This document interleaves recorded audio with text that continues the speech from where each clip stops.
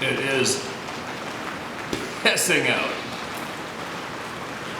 I'd imagine you can hear it. Metal roof. There is insulation in here, but so if there's an echo, there's an echo. A little frustrating time of year around here. Nothing but rain, rain, rain. But anyway, another full day. Had to do a wheel bearing and a new rotor and new brake pads. Sarah's vehicle interrupted about 17 million times. Had to go to the dump. Blah, blah, blah. But anyways, here I am.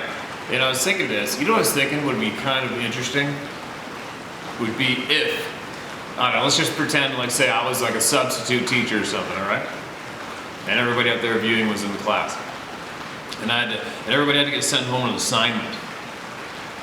What I think would be absolutely interesting would be, for all those willing, if you had to go home with an assignment after listening to all these emails today, your assignment would be to thoroughly investigate why Russia went into the Ukraine, and you have to absolutely dig for all your information and absolutely exclude mainstream news outlets.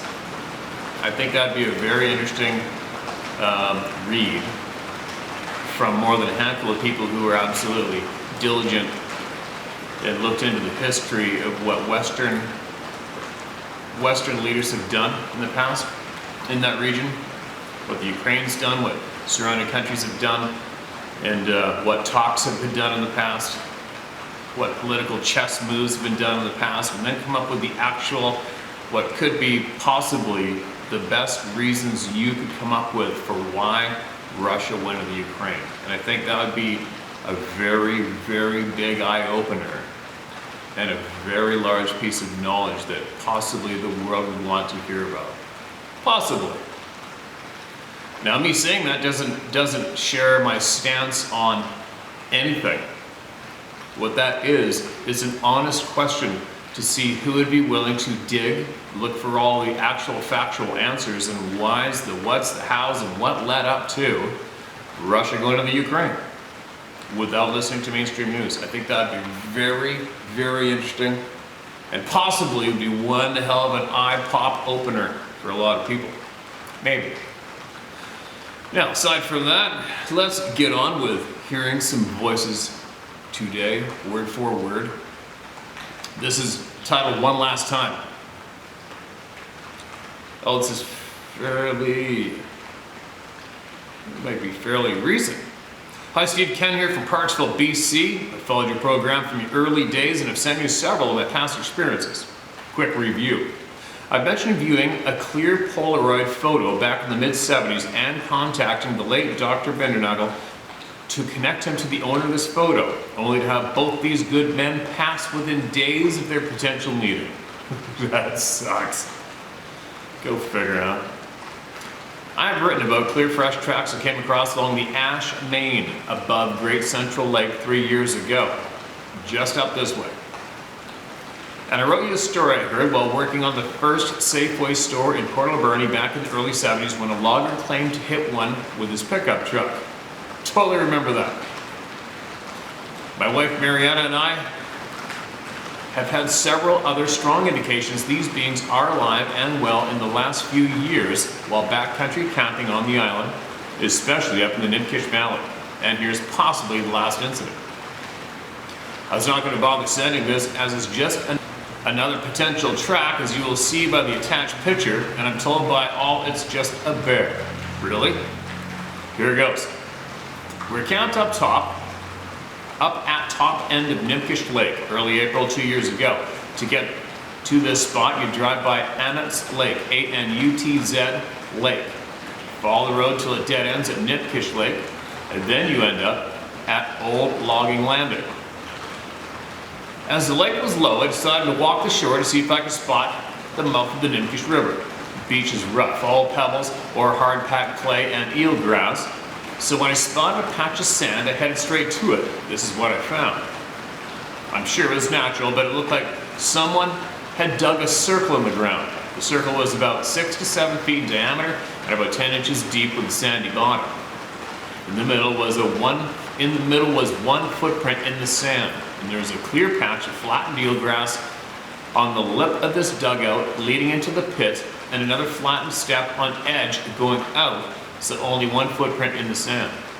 This track was much easier to make out than the picture shows, as clearly had a big toe just like you and I, and determined it was the right foot.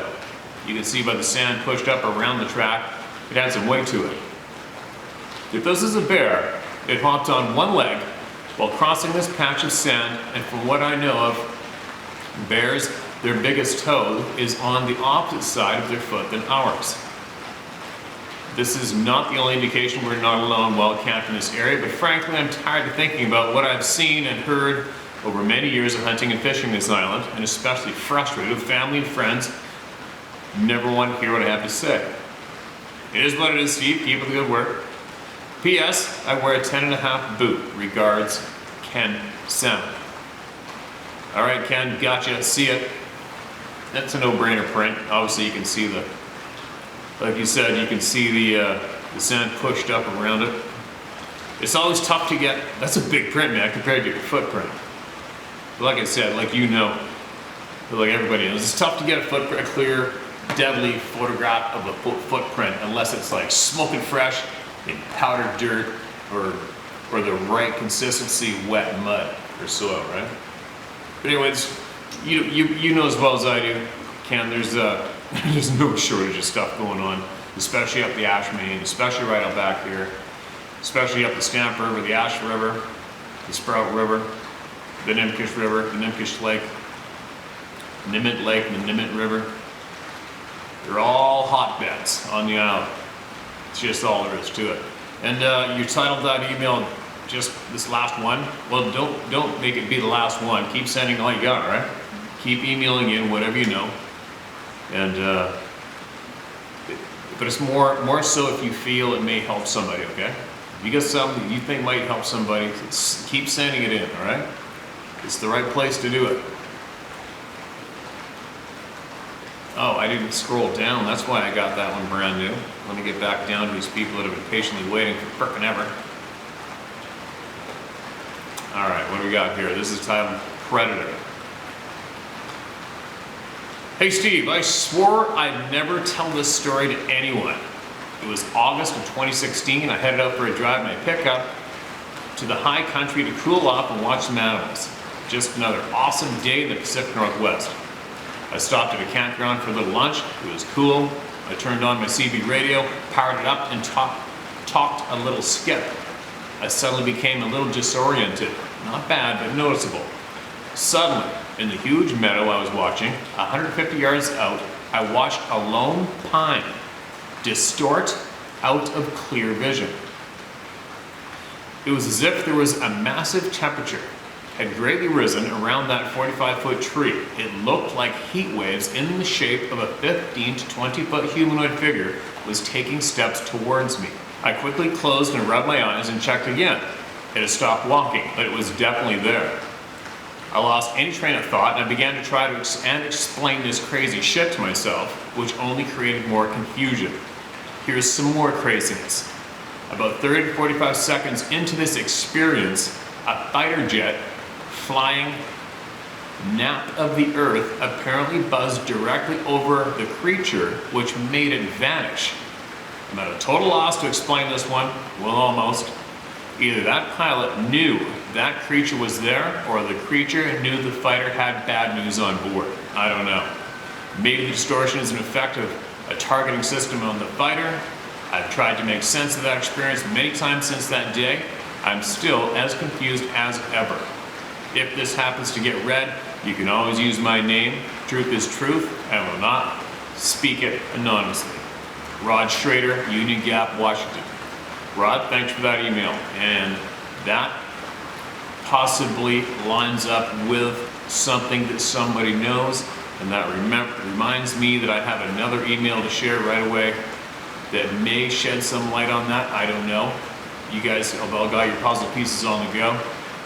And thanks again for sending that in. Now listen to this one, all right? This just may line up. And this is another email that came into us from the person who spoke with the people about the beams of Mount St. Helens. All right, here's a follow-up. You ready? This is called Radar and Data Processor, City of the Zoo. Steve. This guy used to be my truck driver trainer and worked underground, literally in the army. Was stationed at a base in Nevada that is up and very functional today and has expanded its tram system to 3 points in California, 1 to Texas, 1 to Missouri, and 1 to a location on eastern seaboard and 1 to DC. He stated that they were working on a transcontinental tram tunnel to Canada and Montana when he retired.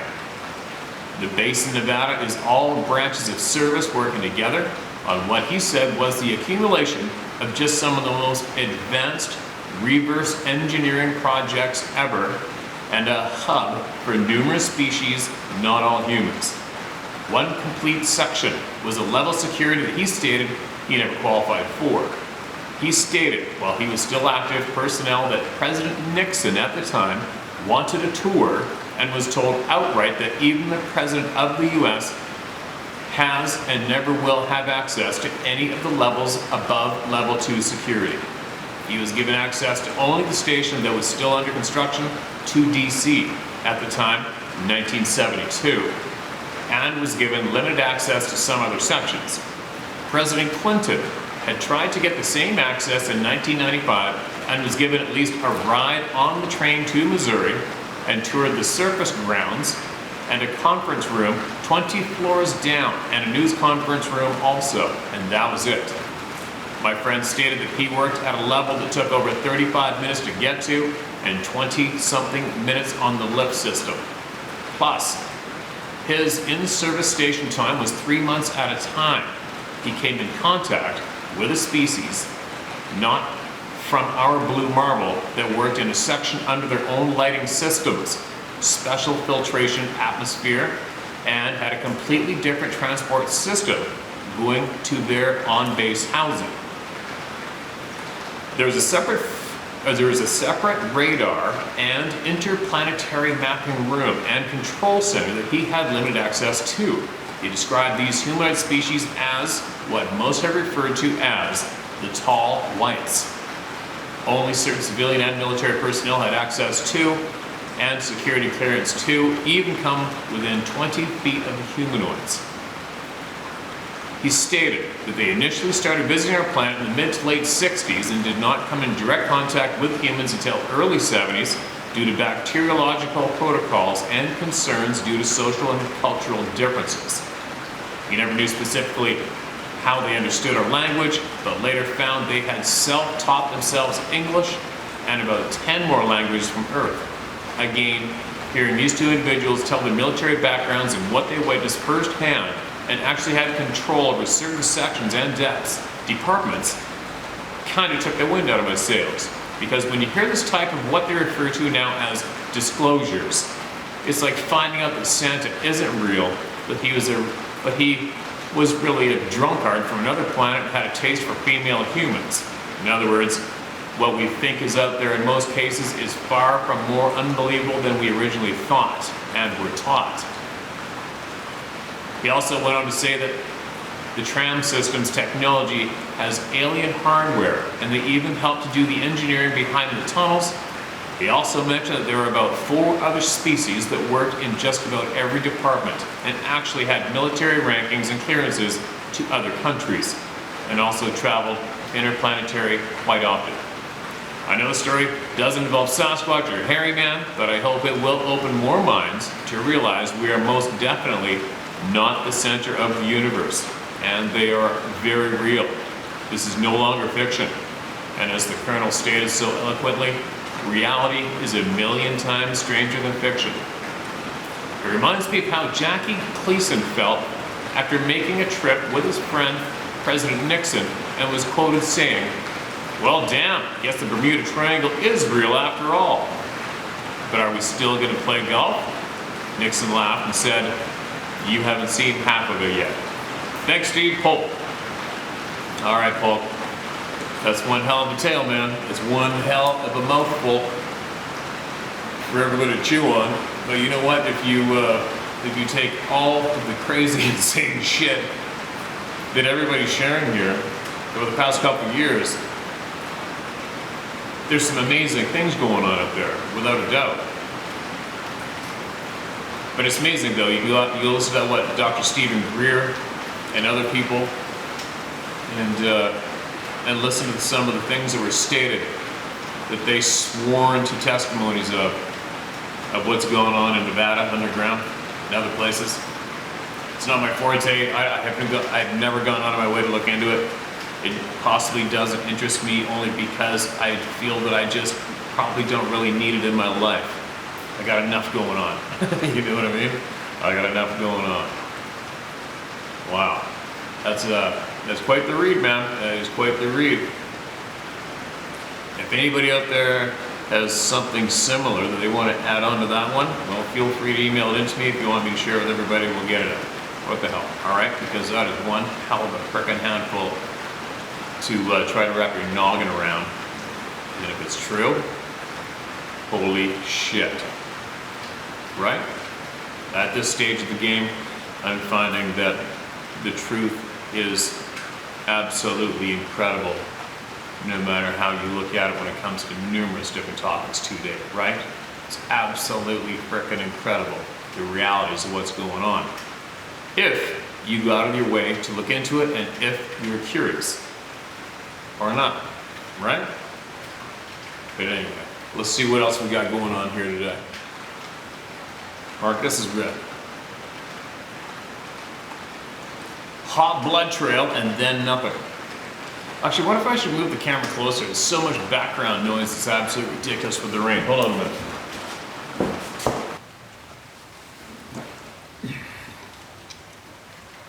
Well, here it goes. My dad had a crossbow permit to hunt whitetails due to having MS, multiple sclerosis, years before they were legal to use by anyone. Therefore, most shots were dead on. However, one evening he was hunting in the public land that is miles away from any main road. He had shot a buck and needed help tracking it, as it was not an instant kill. See it drop shot and feared gut shot. So he came home to give it time to die and get my mom and I. We decided to go back out that night, knowing there's wolves and coyotes out there and we needed the meat. We went back out there about 2.5 to 3 hours after it was shot. Unfortunately, the buck decided he was going to try to lose us in the swamp. We're tracking through the water, cattails, long dried grass, brush, and branches that seemed to be grabbing at us as we followed the trail of blood. It wasn't a lot, but it was definitely enough to make tracking easy. Every so often, I'd tie a tiny ribbon on a branch or whatever to make it easier to get back to the Jeep. No way I was getting lost out there. Then we heard the coyotes start in, making their yip yip sounds a fair distance away from us, but close enough that it sends shivers up your spine, especially when you are only a 10-year-old kid. Everything seemed scarier in the dark then. There was no moonlight and couldn't see the stars, which just made it creepier. We followed the blood through the swamp and started back onto the dry land. As we started getting out of the swamp, hot on the blood trail, we heard the first owl hoot. Howl hoot probably, like a wolf / hoot. Instantly all my hairs stand on end and I wanted to hide under the covers. Just a scared shitless feeling came over me, like the one I'm getting sharing this. All three of us stopped dead looking at each other like, crap, it's on the blood trail ahead of us? No, wait, behind us? The swamp seemed to make the howl hoot echo, like a loon's cry on the lake. Then we hear the coyotes again and closer, much closer than before. I think I peed myself a little. My mom says we need to hurry and find this deer or we're leaving it. After about 10 minutes, we get to an area that is on the edge of the swamp we had come out of, and we hear a wolf howl. It was so close that its sound was a solid, sorry, I don't know why I'm screwing up here. It was so close that its sound was a solid, I could have reached, It was so close that if sound was a solid, I could have reached out and touched it. Nailed it. Then another long drawn out werewolf-like howl that I felt go straight through me that ended in an owl-like hooting. Not like before, but almost like a demonic laugh kind of tone to it. That's not a first hearing that description. Oh my God, yep, that was definitely peeing my pants. We had to find this deer within minutes or let the beasts have a good midnight snack. Back into the swamp, the blood trail's still hot, and we can see where he had laid down several times. Yet, the buck was trying to double back on his previous blood trail to cross it from a new angle, trying to make tracking harder. I look ahead with my flashlight, its yellow light flickering, and I see a ribbon hanging from a branch. We're on this deer's heels, basically, because it's doubled back across the blood trail we were just on. We could also see where it had laid down several times. Then my flashlight flickered and poofed out. Great. My batteries are dead. We forgot the new batteries at home. I frantically bang on it with my hand, hoping it will turn on. Nope. We're down to one headlamp, Mom's flashlight, and its light is fading fast. We come up on a real dry, grassy, almost no water area of the swamp, and the blood trail stops. We stop and look around, making small circles, trying to find blood and or tracks. Nothing. We're all getting extremely unnerved with only one flashlight left, one headlamp. Knowing the coyotes and God, what else was near, and God knows what else was near, very near. The next thing we heard was the most god-awful, deafening sounds that split the night. It seemed to be coming from every angle. Owls, coyotes, wolves, and I don't know what else. And then a howl hoot. I started begging my mom and dad to leave, tears streaming down my face with pissy pants. I started smacking my flashlight, praying it would turn on. Back then, we only had those old plastic C-style battery flashlights. You could screw the cover to make the light size smaller or larger. Yeah, the crappy ones. It lit up with a dim light, but enough to see eye shine all around us, but higher than me. Again, a howl roar. The eyes suddenly dropped down as if a track runner took a position at the starting line. Then poof, out my light goes again. I go to shout out what I just seen, but my dad, by this time, was so pissed we couldn't find the deer, and just wanted to get the hell out of there. So he starts bellowing at this thing. My mom was adamant it was a lone wolf or a bear and to shut up. Now I was only around 10 and I knew dang well that she was full of shit. I swear my eyes were the size of dinner plates trying to see into the dark. At this time my dad, who's afraid of the dark, I didn't know till later, starts stumbling around, taking his cane, whacking the grass, bushes, and whatever he could to try to scare off this thing. His headlamp illuminating wherever he was looking, making it look like a disco dance hall in the middle of nowhere. Some weird strobe light party. Swearing a blue streak as my mom starts yelling at him to knock it off. The woods went silent, not a sound. No frogs, no nothing. Only the heavy breathing of my dad. We quickly look around, nothing. No blood, no tracks, no fur, as if the animal got the buck. No signs of that deer or anything. It was as if the deer was snatched up out of the swamp from above. We decided, screw this, get back to the Jeep, go home for the night, and my parents would go try and locate it in the morning. Following the ribbons, my dad was first, then me, then my mom.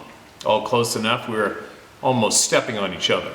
The coyotes starting up again near where they were the first time we heard them. Behind my mom, we hear an owl hooting, like it was above and behind us, a very big owl. This owl followed us all the way out. The last we heard of it was on the edge of the woods in front of the Jeep when we reached it. I was inside it in seconds. My pants soaked in swamp water and pee, but I didn't care about the dang seats. My dad turns the Jeep on, headlights on, and there in the trees where we just come out, huge owls. White ones, 3 of them, on a low tree branch. My mom was pointing them out, saying, "It was only owls." My dad turns the Jeep around, starts heading out of the woods, and my dumb arse turns around to see these owls again. These things staring at me through the dark tinted plastic window of the canvas covered top. The white feathers, red from the reflection of the taillights, and I heard in my mind, "Don't come back. It was not yours to take, and never try to take from us again." Holy shit. I quickly turned around and sat in silence the whole way back, frozen with fear. To this day, I've never returned there. My parents never went back to look for the buck either. My dad said his MS was too bad to go back out, and my mom said there's no point in dealing with it, that the coyotes or wolves will have it by then. I still know exactly what to make of this experience as far as what really happened to us. All I know is you won't catch me out there day or night ever again. We never did hunt that area or explore it after that. My parents knew more than what they let me know they knew. Just owls, my ass. That's just one of the tracking stories I have. The other ones aren't as hair-raising, although if you want to hear about them, let me know. Feel free to share the story and my first name if you want. Thanks, and God bless you and yours, Melissa. Holy shit, Melissa. That's nothing to crave. That's nothing I wouldn't request being in on that track job. I've definitely done some nighttime tracking jobs myself, but I've fortunately never had to have it interrupted with something like that. Wow. What else do we got? Melissa, thanks for sending that in. If you've got, you know what, if you've got anything that you feel would help the people, that anybody could benefit from, even around that old neighborhood, anything. If you feel you have something that will help the people, then send it my way, all right? And I'll make sure they get to hear it. Be safe out there. The rest of my family's encounters. Hi Steve, it's Lola Brown again, and I'd like to thank you for reading my story on your channel. I won't go into details about why my family was out that time of night and how the weather was and so on, as I just want to get straight to the sightings, as that's what the people want to hear anyway, lol. Excuse me. I guess to start out with my older brother Terry and his friend Donnie's encounter, as I've never heard of one doing this before. They were coming across Old Smoky Mountain around 1:30 in the morning from North Carolina into Tennessee. While still on the North Carolina side, they were driving up the mountain, and there beside the road was a huge Bigfoot. My brother said it was very human looking and around 8 to 10 feet tall. He was standing beside the road. They knew what it was immediately, even though neither one of them had ever saw one before. My brother was so fascinated when they passed it up, he told Donnie, "Back up, I want to look at it." He backed the car up and it was still standing there, as if to say, "Okay, take a good look." Then in 3 steps, it was across the road, into the woods, and out of sight. My brother said it had big dark eyes, flat nose, and a wide mouth with about 4 inches of hair on its body. Very short hair on its face, light brown in color. Now my older sister Debbie and younger brother Rodney's sighting. They were coming up Chilhowee Mountain. It was around 1:30 or 2 in the morning. When they came around the curve, there was a rock barrier to their left. When their headlights hit the rock wall, they saw a very large Bigfoot pulling himself with arms fully extended over the wall. It looked at them, threw its arms up, and did a backflip over and out of sight. They drove about 5 miles, and when they could speak, they looked at each other. My brother said, "Did you see that?" And my sister answered, "Yes, that was a Bigfoot." They said it had very large dark eyes, flat nose, very wide mouth, blondish in color. When my sister Debbie was 11 or 12 years old, she was watching my sister's 3 little girls while my sister went to the store. She said something very large was walking around the house, and it literally shook the house as it walked. The only thing that could come in her young mind was the Jolly Green Giant. The only thing they could do was huddle in the corner together. They were all very frightened. Sighting number 5, experience number 3. Again, it was my brother Rodney, my son Donnie, and his paternal uncle Dale. I first heard about this sighting from my son before he was murdered 7 years ago. Oh, that's sad news. Sorry to hear that. And no, there will never be no justice for my son, but all 3 of their stories match. They were all on an old logging road, and they were rolling big rocks off the mountainside when all of a sudden they started hearing tree limbs break and what sounded like trees being pushed over and big boulder-sized rocks being thrown at them. All they could see was the outline of something very large. They all knew what it was. When it let out a scream/growl, they all ran. I asked my brother, "How far did it chase you?" He said he didn't know. He said when it started chasing them, he could not hear nothing from all the feet stomping the ground and what sounded like his heart beating in his ears. No doubt. Sighting 4, my sister Kay, her husband William, and older brother Jerry. All 3 were going over the Old Smoky Mountains on Highway 441 when all of a sudden something jumped from an overcropping of rock into the road. It looked at them, and within 3 steps it was gone. They said it had long dark hair, dark eyes, flat nose, a wide mouth, and it was about 8 feet tall. Sighting number 5. My nephew's wife, Shonda, said she was sitting on the porch one day watching her little girl and another little girl playing in the yard. She heard some sticks break. When she looked up, she saw a Bigfoot around 8 feet tall, dark in color, long hair, peeking from behind a tree. She saw its head, shoulder, and arm. She ran out, picked up her daughter, and ran to the house. When they did come back out, it was gone. You know, Steve, the more I openly speak of our experiences, the more people open up and tell me their stories.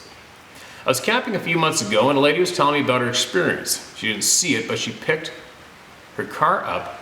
Oh, sorry. She didn't see it, but it picked her car up, pushed it. A car leant over. Okay, there's some spellows here, so I'm thinking it said she didn't see it, but it picked her car up, pushed it a car length over, and dropped it back down. Then another lady was telling me about one crossing the road in front of her and her husband. I just think everybody should be open and honest about these things. They do exist. I'm very honest with my 4- and 6-year-old granddaughters. Just a little update on the park I wrote about in my last email. The first time that we got whistled at, the second time something very large went up a tree. I stopped, and there's a bunch of green leaves falling from the tree. I didn't see anything. But a half-mile on down the trail, my husband and I smelled a god-awful smell. A few trips later, my husband and I saw broken and twisted limbs high up in a tree, not 30 yards. From that, my husband said something very large, sounded like it jumped in the middle of the creek. But we loved going bike riding over there, and I'm not going to let these things stop me. Like you said, it is what it is. Thank you, Steve. I think you said it's okay to use your name? Yep. Lola Brown. All right, Lola, thank you for all those experiences. Sounds like almost everybody in that neighborhood is familiar with these things, right? Wow. Everybody got to see or experience them. I wonder what it is that triggers these things to all of a sudden in some areas of our continent, whatever. I wonder what it is that all of a sudden triggers them to not really give a shit. It's like, whatever, we're gonna go play by this road or hang out over here, we're gonna let these people see us, who gives a crap? Kind of funny, isn't it? It's amazing. Keep sending that in, Lola. Again, thanks for sending those experiences in. And if you hear of anything that you feel may help the people around where you live, or help the people on here, then make sure you email it in, all right? And if you want to share it, I'll get it shared with everybody word for word, okay? And thanks again for sending that in. All right, here comes another one. It's titled, That Uneasy Feeling. My name is I'm an Acadian Métis from southwest Nova Scotia. According to my government, I don't exist as a Métis. That's another topic. Yeah, well, fuck the government, right? I was raised in an old school fishing community. School was always secondary to work in our community. After my parents divorced when I was 4, I had to go fishing to spend time with my father. And his new woman wouldn't let him keep guns, so he never taught us to hunt. But on the water offshore, in our little boat, we knew death very well. Many boats sank in those days. As highliners, we saw more weather than most. Aside from lobster fishing, I spent my youth in the woods, camping, logging, tree planting, etc. At 19, full of ego and questions, I set out hitchhiking across Canada my first time. At this point, I walked a lot of dark roads at night. I've heard a lot of animals moving in the brush. Never bothered me. But one night, walking a couple hours outside of Thunder Bay, something began making noise in the woods. In the dark, I couldn't see anything past the ditch, but as I walked, it walked. It sounded big, breaking branches and twigs as it moved. I would say I was afraid, but definitely unsettled. There was nothing for me to do, nowhere to run. All I could do was keep walking. It stopped when I stopped and moved when I did. This went on for a couple of miles before a car came and picked me up. I've never felt such relief as getting into that car. A few years later, I was in the Haida Gwaii Islands for the first time, picking chanterelles around Skidegate Lake, wandering through the woods. One day, I remember that uneasy feeling came over me. A loud tree knock, then the sound of a tree snapping. I was frozen. I looked around listening intently, but nothing. Another loud knock sounded very close, but I saw nothing. I grabbed my buckets and began making my way back to camp. My anxiety was high, but I knew I couldn't freak out. I had to keep my calm and just walk out. I felt something followed me all the way out, making odd noises as we went. I never saw anything, but I knew it was there. And I felt a wave of relief when I reached the buyer's shack. It spooked me. I got a ride to Charlotte on the last ferry that day, and spent a couple days with friends before going back to the lake. I finished the season. I went back the next season, but I never went back to that area behind the lake. I haven't been in Western Canada in over 20 years now, and I haven't thought about this encounter till seeing your videos. Like a lot of people that work hard outdoors, I've come so close to death so many times, but my body still quivers thinking about the feeling I had in those woods so many years ago. I fear Canada may be lost, so watch your back as people choose sides. My old army buddies have helped me get armed. Never thought I would want a gun like I do these days. It really can change you so fast. Ignorance and fear can be so dangerous in a group of humans. Keep up the work and be well. Sincerely. I'll leave out your name because you just told me publicly that you're taking up guns and you don't need the Canadian government looking at that. Because just so you know, on that topic, a friend of mine just phoned me up and said there's a rancher in Saskatchewan and he donated $500 to the Canadian convoy. And he got his bank account frozen and the RCMP went to his home and took his guns away. You're right, Canada's gone for a complete frickin' shit. But anyway, thanks for sending that, man. Absolutely appreciate it. I hope I didn't read your name in this. I'll try to look back. Hopefully I remember to go back and take your name off the beginning of this too, just to help keep your ass safe from our corrupt government. All right, what does this say? This is typed to read or not to read. This is typed, this is the title. Hey Steve, my name is Sean Reed, and this email is just for some confirmation on my story. It doesn't matter to me if you want to read this story to others, you're more than welcome, but if not, so be it. I hope all is well. I just want to let you and all the others who follow your channel know that even though I'm not a very good storyteller when it comes to past experiences, that my story was completely legit, and I'm sorry that it took 2 emails to completely get it all explained. When it comes to having to type it all on a cell phone, then proofread it 3 or 4 times, it just takes the fun out of it. And I damn near hated every minute of writing that story. I just wanted it done and over with that day. I know I didn't explain very well just how scared we were, but the noise that thing made was between a woman being murdered and a howling. It was very strange how those 2 sounds can mix together. I never forgot how the combination of branches and small trees being broken and the howling screaming made me feel. It was a sound and fear that ran deep into my mind and stayed there for many years. But I will never forget the lesson I learned when I said the words, power, what power? When it came to the power of God, I have never been back to that island. Probably won't either. It gave me the creeps and the very common feeling of your hair standing up on the back of your neck for many years. But I will admit, I don't get that feeling anymore when talking about it for some reason. I'd say it was because the straw to break the camel's back would be to see the thing that was making the branches, making that banshee-like racket.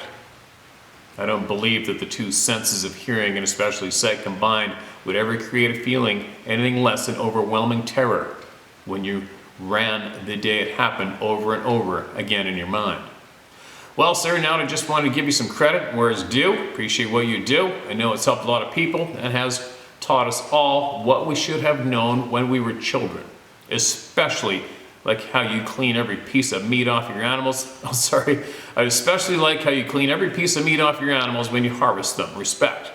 Well, that's all I got to say. I'm starting to hate myself again for typing on this thing, LOL. Stay safe out there, always watch your back, and keep looking up. It could save your life someday. P.S. Sorry for my misuse of punctuation. Sean, all good, man.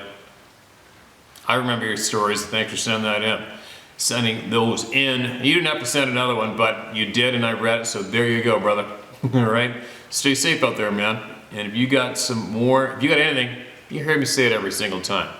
You got some knowledge that's going to help the people, you get it into us. Just get it in, all right? All right, here's another one. Pennsylvania again. Man, there's a lot of shit goes on in Pennsylvania, huh? No shortage in that state. I've been to Pennsylvania. Pennsylvania counter. Excuse me. Hi, Steve. My name is Jason Pleasance. Feel free to use my name. You're providing a tremendous service that is much appreciated. I may not agree with all the conclusions that are shared, but that is okay with me. Society would be a lot better off if people could accept that everybody doesn't have to agree 100%. Working through disagreements is how progress is made.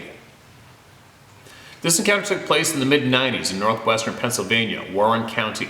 Two events that you recently read are close to the same area, one from Jamestown, New York, and one from the same county. Although I've been listening to you for a while, I feel it's now time to share my experience with your audience. For context, I grew up in Houston, Texas. When I was 15 years old during the summer of '92, my family bought an old farmhouse in rural Pennsylvania. It was an adjustment going from a city of well over 3 million to an unincorporated township of less than 600. After realizing there was no pavement for my skateboard, I made friends and took to country life. Over the years, we would hike the wilderness, primitive camp, and go on several mile hunting trips through the state game lands. Such an amazing time and place. While out in the bush, we've seen and experienced many odd things that we blew off at the time. We've come across trees leaning into each other, forming tall teepee-like structures, several of them in different spots. My buddy said it was probably caused by the weight of snow load, but nobody looked too convinced. Sometimes the trees were broken and looked intentionally placed. While roaming the forest, it wasn't uncommon for trees to fall. I don't know if it's normal, but in the 3 years I've lived there, I've probably heard 6 trees come down without wind or logging. We would get hit by acorns while hiking, or they would bounce off the tent when camping. Do squirrels throw and drop acorns on people? That's how my friends explained it all the time. I've always been a skeptical person by nature. The use of critical thinking is paramount when evaluating the truth. Back in my teenage years, I was ready to accept these explanations. They seemed probable, and I was a city kid in the woods. The country boys must know better than me, right? I don't think I ever evaluated these as a whole and just looked at them individually. This next experience was different. There was no easy explanation, and I had to face reality that not everything is known. The high school I went to was in town about 16 miles from our farmhouse. I got good grades at school, so my parents gave me a lot of freedom. I was able to do what I wanted as long as I made it home. It was before cell phones, and not knowing where everyone was at all times was a normal part of life. If I missed school bus home, it was up to me to get there. Sometimes a friend would give me a ride, and other times I would hitchhike with varied success. Walking those county roads just past midnight was not uncommon for me. On one trip home, when I was 17, I was trekking late at night and it was about 3 miles from the house. At this point, I kept hearing something moving in the woods on the west side of the road. At first, I stopped and tried to see what it was. I couldn't see anything, disregarded the sound, and kept on my way. It happened again. It sounded like something shuffling the leaves, and it was keeping pace with me. I was concerned because I hadn't heard that before. I've walked up on a black bear before, and that was damn near silent.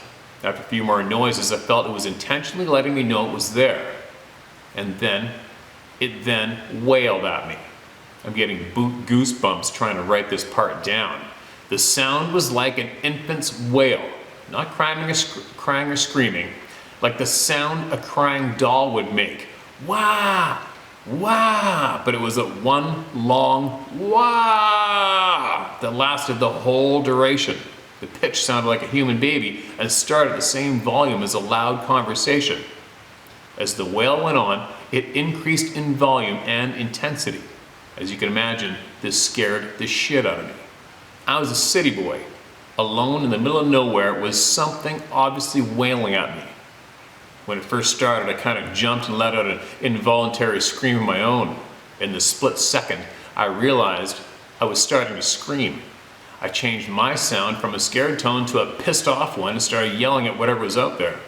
I guess I yelled at it to try and show strength, to let it know I wasn't going to cower. But there was nothing I could do. I had no weapons. My heart was pounding so hard I could I could feel the heartbeat in my temples. It started its yell before mine, and I ran out of breath before it did. I was running track and cross country back then and had pretty good lung capacity. When it got quiet again, I stared intently into the woods and tried to make something out of the shadows, but I saw nothing. I wanted to run. I wanted to sprint like hell and put some distance between me and whatever that was. Adrenaline was flowing and I could feel my breathing quicken and my nerves were on edge. My legs and hands were shaking from the adrenal overload, but I kept my wits about me. I knew running in the presence of predators was a big mistake. It took all the courage I had to turn around and start walking again. I walked in the middle of the road. Even though the sound came from only one side, neither side felt safe. I can't remember if I just walked the rest of the way home or if I eventually caught a ride. All I know for sure is I made it home. I've told the story to many people because I know what I saw and try to be true to myself. I've had mixed reactions, but people who know me know I don't make shit up. When I graduated from high school, I moved out of state because I was not a fan of the winters. My mom lived in the farmhouse for another 15 years before moving back to Texas. And she has heard the whining baby in the woods by the old house too. I've scoured the internet looking for that sound from a known animal, and I haven't found anything close to it. Some stories come close, but it wasn't a screaming lady or a crying baby exactly. No one would think that noise came from a baby. Thanks for providing an outlet to get this out. Hopefully my experience can give someone solace or peace of mind. Best regards, Jason. Jason, thanks again. You know what? I have a funny feeling I read this one, you guys. What if I did? Oh well, I read it again. It's funny how many people have experienced that, you know, and it's funny too, when you think about it. Could you imagine waking up in the morning one day and going, I think I'm so bored right now. I think I'm gonna make up that something was pacing me in the forest in the dark on my way home 20 years ago. Yeah, that's what I'm gonna do because I'm really bored, right? I don't think so. I don't think so. So many people have been intentionally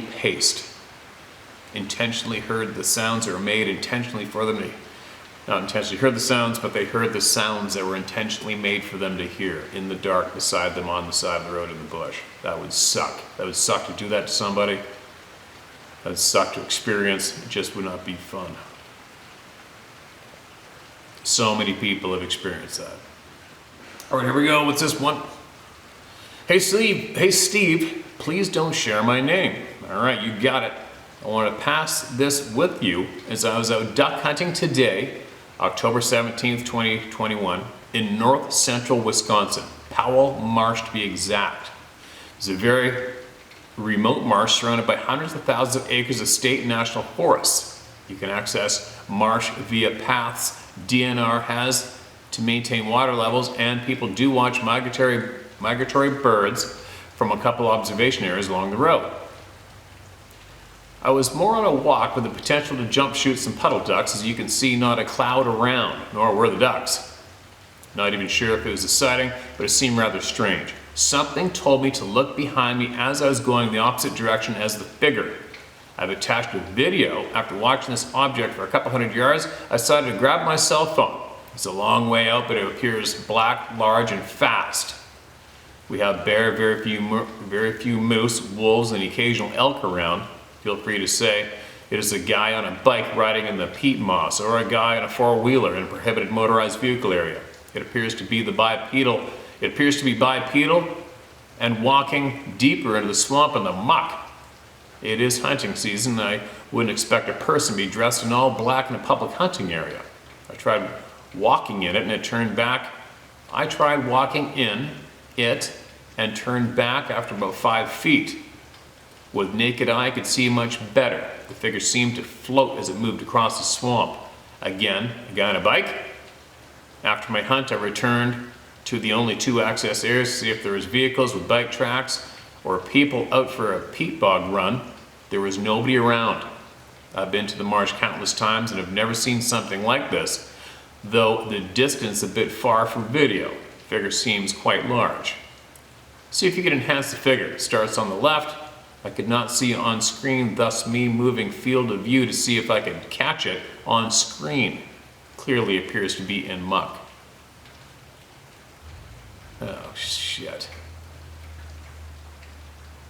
All right, well, let's see if there's no name in this whole email. Can you believe that? I didn't attach the video. So I'm gonna go in while this is fresh and I will try to do a search on the words and maybe find the email that way. Powell Marsh. All right, I'm gonna try to do a search on that. And if I can't find it, well, I'll leave this story in here anyway, in hopes that the original emailer emails me back with a copy of the video again. How's that sound? Tell you what, sometimes I could just kick myself in the ass. But anyway, that's it. I'm done. I'm going in. It's dinner time. It's late and I got shit to do and I'll be back. And it would be very interesting if a handful of you felt like doing an investigative. It would be cool if possibly a handful of people out there actually felt compelled to investigate why Russia has gone into the Ukraine. The actual truthful reasons why they did it, what led up to it, what was talked about before they did it, what was pre-warned, what was discussed, the whole 9 yards, just to find out the truth without getting any information from mainstream news, all right? Actually, it'd probably be really good to get people to start doing that when it came to any topic available to us today, right? Talk later.